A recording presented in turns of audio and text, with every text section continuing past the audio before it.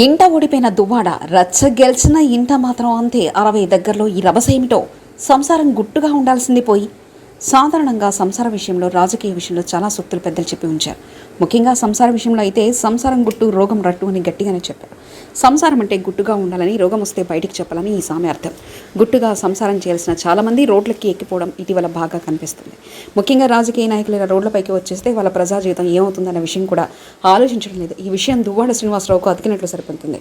YCP MLC Duvvada Srinivas ఇంటి వివాదం రచ్చకెక్కింది. ఆయన భార్య వాణి, 2 కుమార్తెలు తమకు ఇంట్లోకి అనుమతించాలంటూ పట్టుబడుతున్నారు. నిన్నటి నుంచి జరుగుతున్న హైడ్రామాకు మాత్రం తెరపడడం లేదు. దువ్వాడ శ్రీనివాస్తో వాణి వివాహమైంది. వారికి 2 కుమార్తెలు ఉన్నారు. అయితే గత కొంతకాలంగా ఇద్దరు విడిపోయి ఉంటున్నారు. దువ్వాడ శ్రీనివాస్ గత వైసీపీ ప్రభుత్వంలో ఎమ్మెల్సీగా ఎన్నికయ్యారు. అంతకుముందు శ్రీకాకుళం పార్లమెంట్ సభ్యుడిగా పోటీ చేశారు. ఓటమి పాలు కావడంతో ఆయనకు వైఎస్ఆర్ జగన్ ఎమ్మెల్సీ పదవి ఇచ్చారు. ఆ తర్వాత 2024 ఎన్నికల్లో టెక్కల సీటును కూడా దువ్వాడ శ్రీనివాస్కి జగన్ కేటాయించారు. అయితే వైసీపీ అధికారంలో ఉన్నంత వరకు ఫ్యామిలీ గొడవలు బయటికి రాలేదు. 2024 ఎన్నికల ముందు టెక్కలి నియోజకవర్గం టికెట్ను దువ్వాడ వానికి ఇవ్వాలని జగన్ నిర్ణయించారు. ఆమెకు టెక్కలి ఇన్ఛార్జిగా ప్రకటించారు. అయితే దువ్వాడ శ్రీనివాస్ పట్టుబట్టి తిరిగి తనకి టికెట్ను తెచ్చుకున్నారు. మొన్నటి ఎన్నికల్లో అచ్చెన్నాయుడుపై దువ్వాడ శ్రీనివాస్ ఓటమి పాలయ్యారు.